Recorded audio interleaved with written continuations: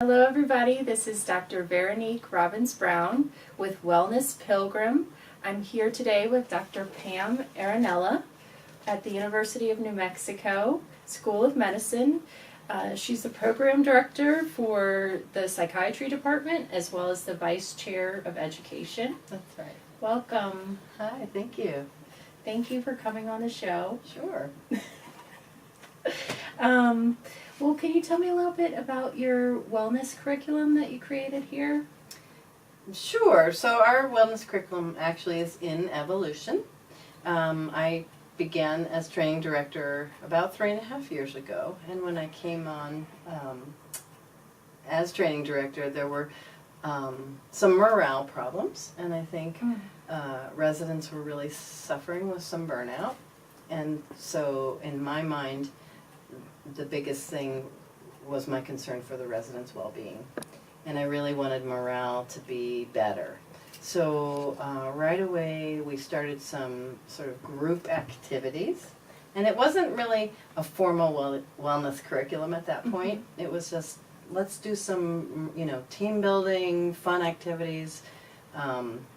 We did a couple of sort of Pictionary style games during our didactic education period. We did a scavenger hunt at one point. Aww. And then I realized, we really need to get this into our formal curriculum. These were just sort of fun, random activities, and people enjoyed them. But knowing that, burnout is directly correlated with resident well-being, I figured, we really need to educate our residents about the effects of burnout and how to find balance in your life. And I think some of this came from my own personal struggles. I didn't suffer depression, but I've just always known that if I don't take good care of myself, I get compassion fatigue. I get really tired. I Absolutely. sort of dread coming to work, and I like my work, so it doesn't match. So I've always had to balance and be careful about making sure that I stay healthy. And so I started this wellness curriculum in the 4th year, in my 2nd year of being training director, and I made it an elective, sort of an optional course for the 4th year residents, and it was in the morning, and so they often slept in rather than coming to the class, which I get. That's part of their well-being. They would choose to rest rather than come to yoga class, for example. Yeah. But because I felt it was important, I decided, well, we need to move it to a different place and make it not optional, because well-being is important for everybody. So now where we are is, for the past 2 years we've had just some lectures, some experiential courses embedded in the 1st and 2nd year resident curriculum, where they do some mindfulness-based stress reduction. We've done guided imagery. We've done some other movement therapies in the didactic hours that they have in the resident education program. So we've added those things in, and then this year one of our residents came up with the idea of creating a study so we could actually look at the effects of our wellness education program. Great. And it's pretty exciting. She won honorable mention in our research colloquium because it's That's such wonderful. a good design, and so she's going to implement it this year. Her proposal is to enlist coaches, wellness coaches for all the residents from our faculty, just sort of putting it out there, who's interested in being a wellness coach. And the idea would be to sort of measure burnout at baseline, help residents identify their weaknesses in terms of, where is my life out of balance and what would I like to change. Then they meet with their mentor, they go over some goals for a 3-month period, and then they come back and they reassess where they are and how they're doing. And every 3 months we would also do some formal didactic education as a group. So at these periods every 3 months when we're checking, burnout ratings and how people are doing and how they're proceeding with their goals, we would also do a little didactic piece in that.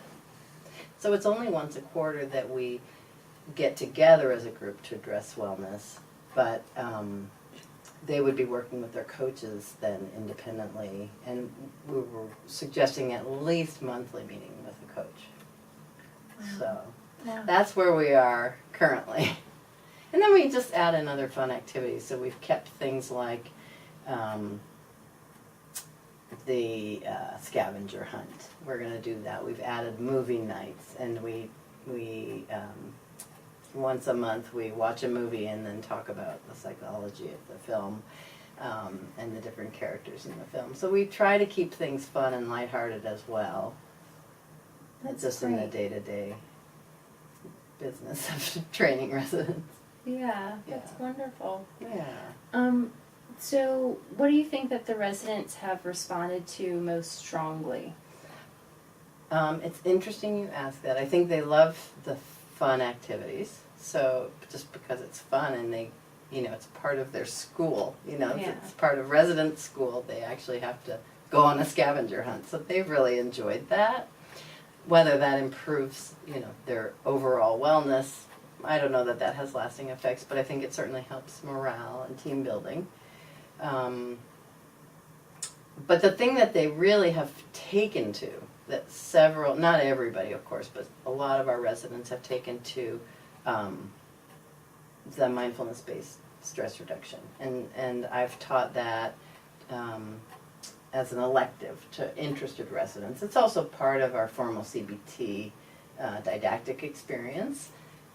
And they get to work with patients doing MBSR, and they recommend readings, and sometimes they'll sit and do meditations with the patients in the room. But the thing that I've seen people really take to is the mindfulness-based stress reduction and mindfulness-based CBT.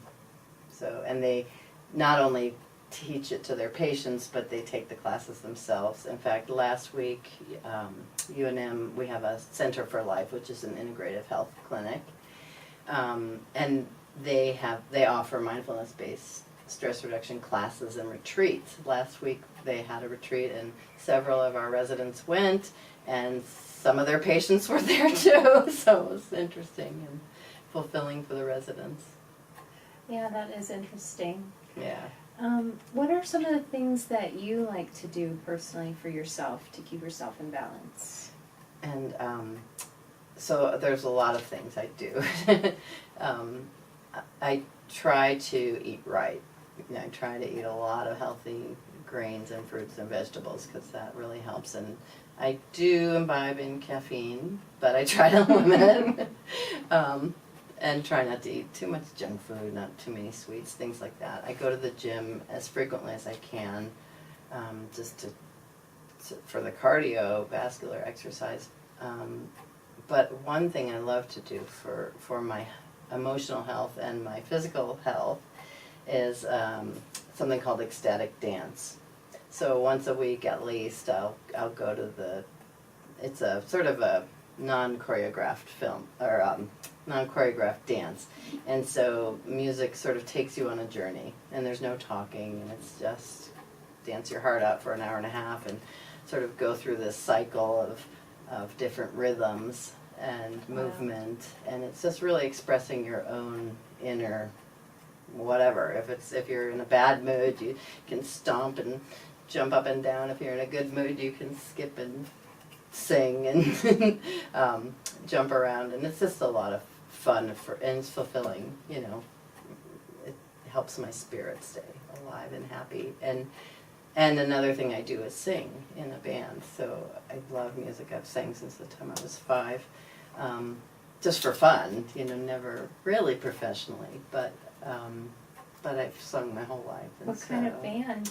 So I'm in a rock band. Oh, yeah. That's so fun. It's really fun, and right now we're writing original songs, and there's another psychiatrist and 2 social workers in the band. So it's kind of interesting that we've all found each other. Yeah, what's the name of the band? The name is Downhouse, and it's a funny name because that was the name of the manor where Charles Darwin wrote Evolution of the Species. Wow. So it's kind of one of the members of the band is really into Darwin, so that's how he picked the name, and we all thought it was kind of cool. And so we're recording, and we're going to have a CD come out soon, and so that's just been a lot of fun. And then I have a 17-year-old, and I like to, hang out at home with my 17-year-old and my husband and all the pets. Our house has been referred to as an ark before. Oh. So there's just a lot of things in my life that keep me sort of well-rounded and fulfilled, and it's a balance, but it really keeps me going, and I love my work. That doesn't hurt, I really love working with patients. I work with patients who have addictions and co-occurring disorders. I work with impaired providers, so I can see from the other side how burnout and working too hard can really hurt physicians. And so I really, just in all the areas, feel pretty balanced. I do wonderful. Meditation too. What else do I do? Do all kinds of stuff. I do. What kind of meditation? I do mindfulness, sort of Buddhist sort of meditation. I'm nothing formal, just from having taken the MBSR courses and teaching them. That's what I do. And some yoga, but not as often as I should, probably. So, for people, residents maybe, or physicians that might be struggling, what are your top recommendations for what they should do if they're looking to be more balanced? I think it's really personal, and I don't think my prescription's going to work for everybody. So I think I like the idea of what we're doing with these coaches, which is taking all the different aspects of wellness, physical, emotional, spiritual, social, intellect, occupational, and just looking at all the areas and figuring out, I'm sure I forgot one, and figuring out where I feel good about my life and where things are out of balance. So am I working too much and I don't ever exercise, or is it that I don't have any fun because I don't take the time to go to the movies or to walk my dog or to have a date with my spouse, whatever it is that, if you look at that sort of wheel and say, really, these areas I'm not doing enough, and figure out what it is in you that excites you, that ignites your passion and gets you, excited about life, or whatever it is, So I love to dance. Other people might hate that, but for me that's been a great thing. Singing is great. So I think finding those areas and don't wait till tomorrow. You don't know there's tomorrow. Right. I hate to say that, but it's true. We don't know what comes tomorrow, so do it now. Do it now. Wow. Well, thank you so much. I really appreciate talking to you. I appreciate your asking me. Oh, thank you. All right. Goodbye, everybody. Thank you. Stay healthy.